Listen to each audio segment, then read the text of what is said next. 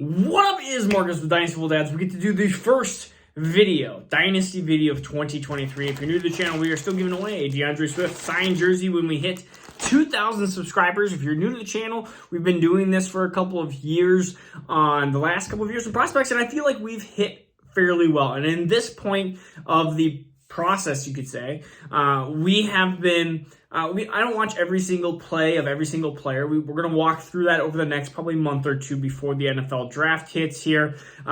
We still have a lot of teams that are trying to figure out their picks. We haven't even done any mock drafts. We haven't done anything like that. This is fairly simple, just some very brief things that I have been researching over the last year, but it's been very surface level. It's not super in-depth. There's going to be a lot that does change from now until April, May. I mean, there's just going to be a lot that does really change. And so we have some ideas of players, but honestly, I mean, if you followed anybody last year, things can change drastically. All of a sudden, players can get drafted in certain spots that can really hurt their drafts. When we look at Isaiah Spiller falling off the boards, and then we see some players that fall into the boards, like Dameon Pierce that moves up because of landing spot. And we have wide receivers that move way down and move way up.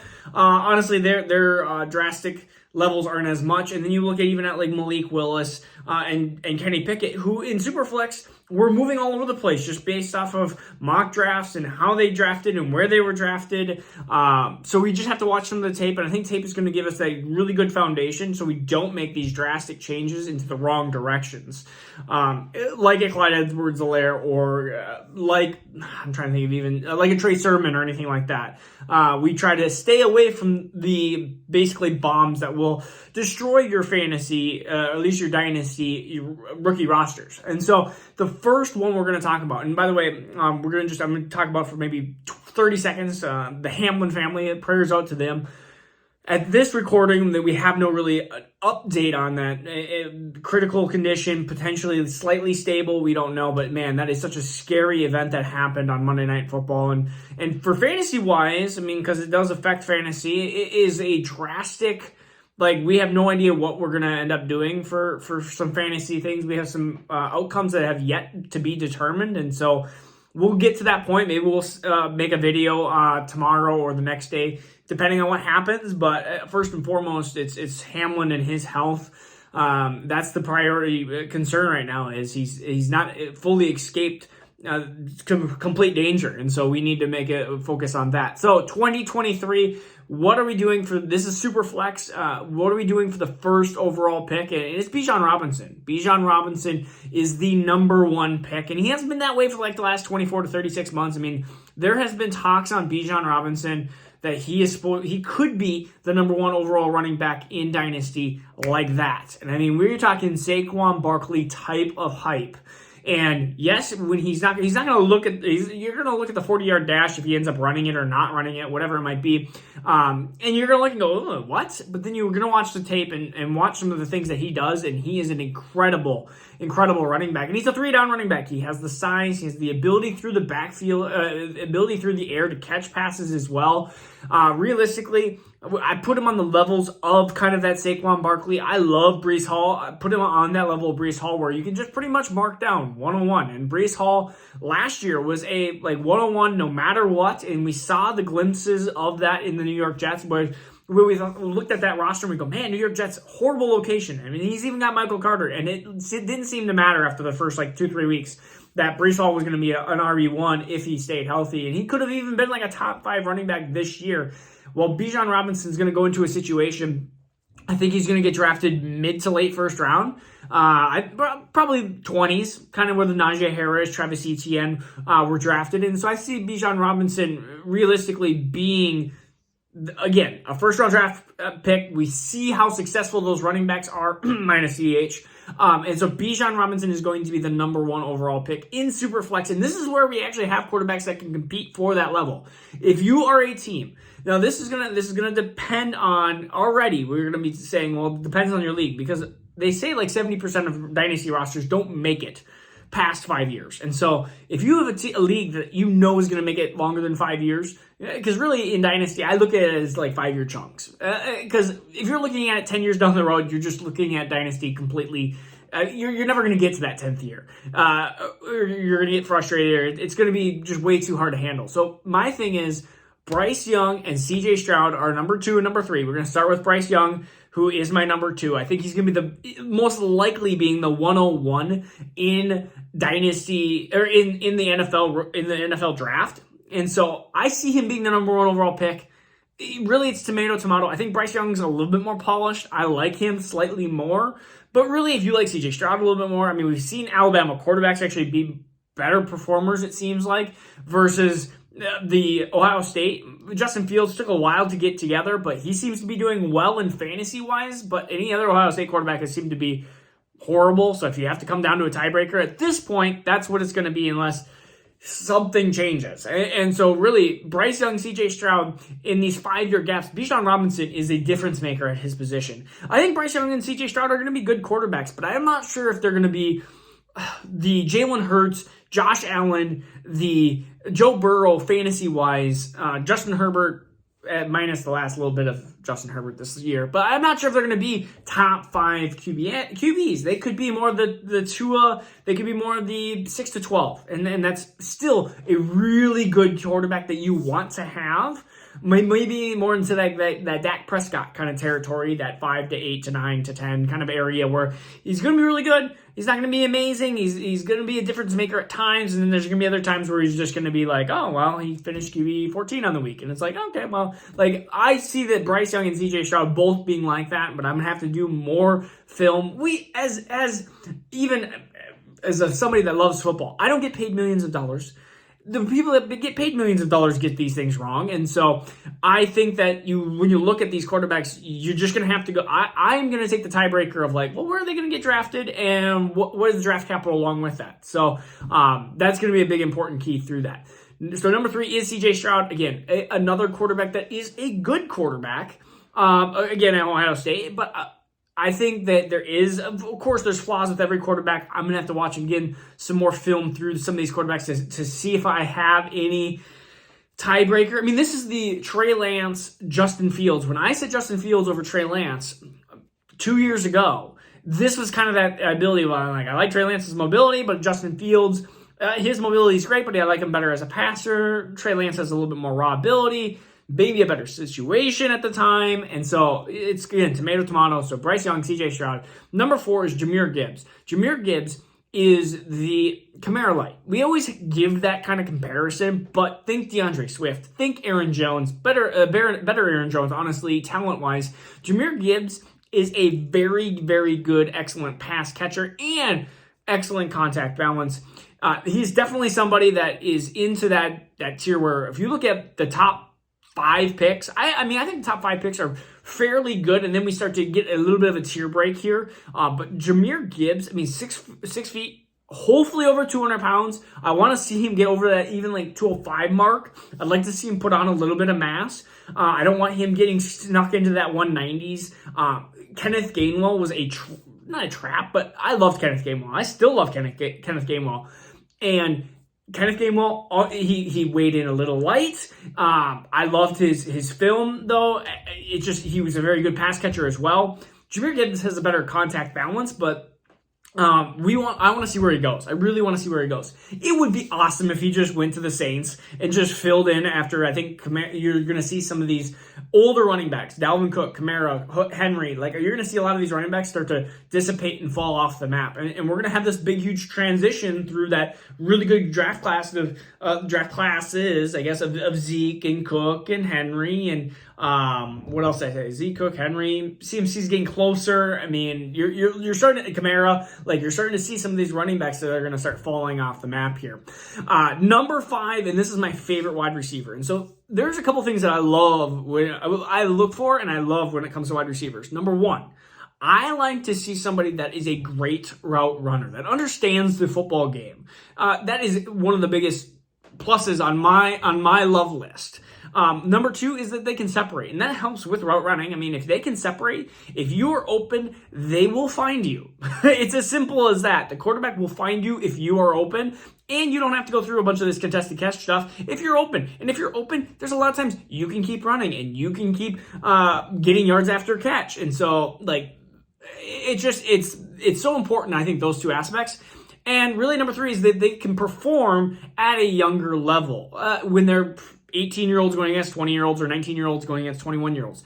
Jackson Smith and oh man, I think I may have just had a stroke. Jackson Smith.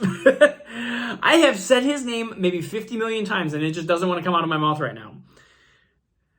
It just doesn't want to. It doesn't want. It's on the tip of my tongue. I'm just not going to say it because I'm going to end up butchering it. But you look at this: 3 games this year. Is that going to hurt him? Probably. It's going to probably hurt him. It's going to put him in a tier with a couple other wide receivers we're going to talk about soon. But Jackson Smith and Nadigba, man, can I actually talk? He is an excellent wide receiver. He's a wide receiver that if you look at Chris Olave and Garrett Wilson, who I love those two as prospects, and those two were good prospects going into this last rookie class, I think Jackson Smith is better than both of those wide receivers. And he outperformed those two players on the same team at a younger age. Now, there's a better wide receiver that we're going to be probably talking about the 2024 class, and his name is Marvin Harrison Jr. But I think it just keeps getting better at Ohio State. You're just getting younger, and you're just getting better wide receivers. Jackson Smith is an amazing route runner, amazing separator, and amazing hands. Again, catches the ball, which performs great route runner, great separator, great hands, which means he doesn't drop the ball. He's reliable. And he is a younger player that performed against older players. Like, everything checks the box for me. Yeah, he's got a little bit less in size, but again, I don't really care about that. Chris Olave, Garrett Wilson, both successful at the NFL level. I mean, I am taking Jackson Smith with my first wide receiver pick in Dynasty right now, and it's going to be really hard to knock him off this total poll because there's a couple other wide receivers that I like, but I don't like them as much. They have much more concern, much more risk than Jackson Smith. So, number 6. I know that we're getting long through this video, but it is Jordan Addison. What I said with Jackson Smith is basically kind of the same with Jordan Addison.